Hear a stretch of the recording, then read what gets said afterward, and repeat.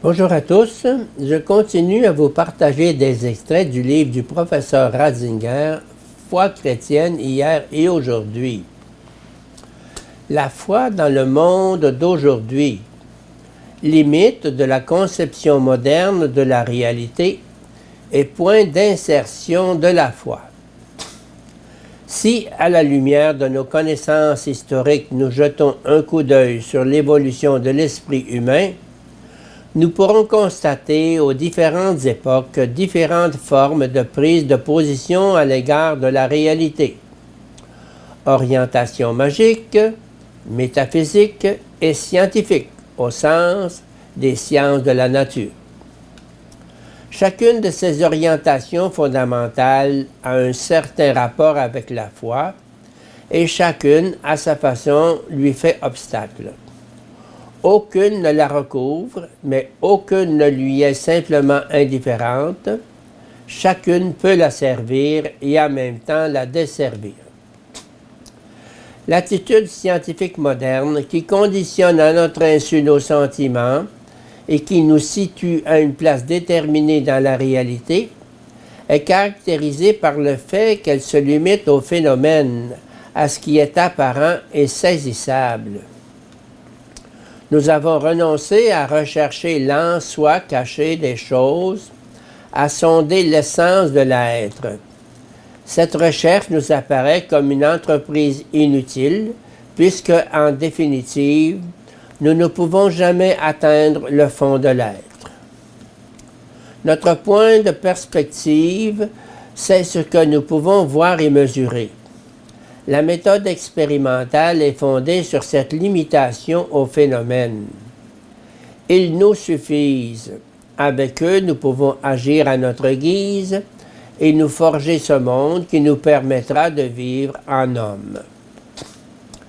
Ainsi s'est créée peu à peu dans la pensée moderne et dans la vie pratique une nouvelle conception de la vérité et de la réalité, qui marque inconsciemment nos pensées et nos paroles, mais qu'il nous faut rendre consciente pour la juger et la dominer.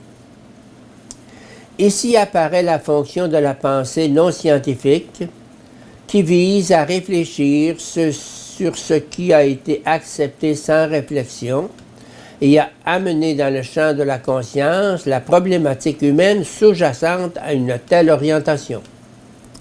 Premier stade, la genèse de l'historisme.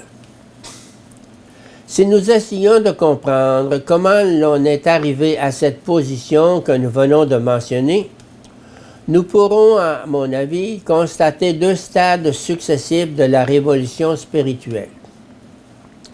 Le premier stade, préparé par Descartes, reçoit son expression plénière chez Kant, et déjà dans un contexte de pensée un peu différent chez le philosophe italien Giambattista Vico, 1688-1744.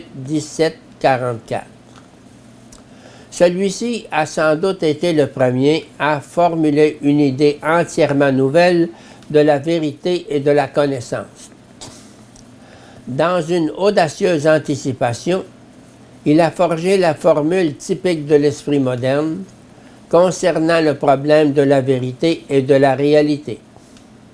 À l'équation scolastique verum est ens, l'être est la vérité, il oppose sa formule verum quia factum, ce qui veut dire nous ne pouvons connaître que ce que nous avons fait nous-mêmes. Cette formule, à mon sens, sonne le glas de la vieille métaphysique et annonce l'esprit spécifiquement moderne. Ici éclate avec une netteté inimitable la révolution de la pensée moderne en opposition avec tout le passé. Pour l'Antiquité et le Moyen Âge, l'être lui-même est vrai, c'est-à-dire connaissable, parce que Dieu, l'intelligence absolue, l'a ainsi fait. Il l'a fait en le pensant. Penser et faire se confondent dans l'esprit créateur, le spiritus creator. Les choses sont parce qu'elles sont pensées.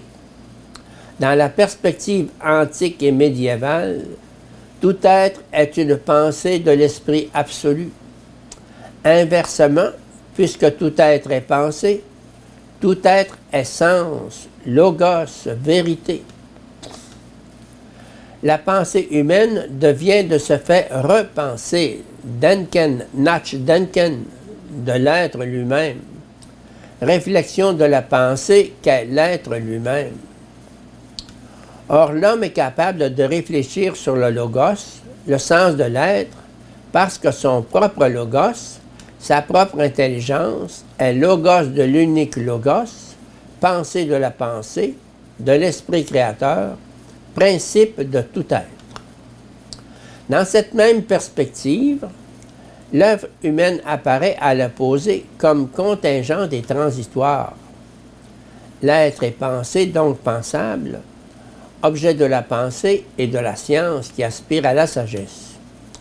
L'œuvre humaine, au contraire, est un mélange de logique et d'illogique qui peu à peu se perd dans le passé. Elle ne saurait être comprise tout à fait, car il lui manque la présence nécessaire pour être objet de vision, ainsi que le logos, l'intelligibilité complète. Pour cette raison, dans les milieux scientifiques de l'Antiquité et du Moyen Âge, la connaissance des réalités humaines était regardée comme techné, comme un savoir purement pratique, non comme une vraie connaissance et une vraie science. Ainsi, à l'université médiévale, les arthèses, les arts, demeuraient une simple introduction à la véritable science dont le propre est de réfléchir sur l'être lui-même. On peut encore trouver ce point de vue chez Descartes au début des temps modernes, quand il refuse expressément à l'histoire un caractère scientifique. L'historien qui prétend connaître l'histoire ancienne de Rome en connaît moins, en fin de compte, qu'un cuisinier romain de ce temps-là. Et comprendre le latin veut dire ne pas en savoir plus long que la servante de Cicéron. Un siècle plus tard, Vico renversera de fond en comble ce canon médiéval de la vérité, qui s'était ainsi encore exprimé chez Descartes, et marquera le tournant fondamental pris par l'esprit moderne. C'est alors seulement que commence l'être scientifique, dont le développement se continue encore toujours.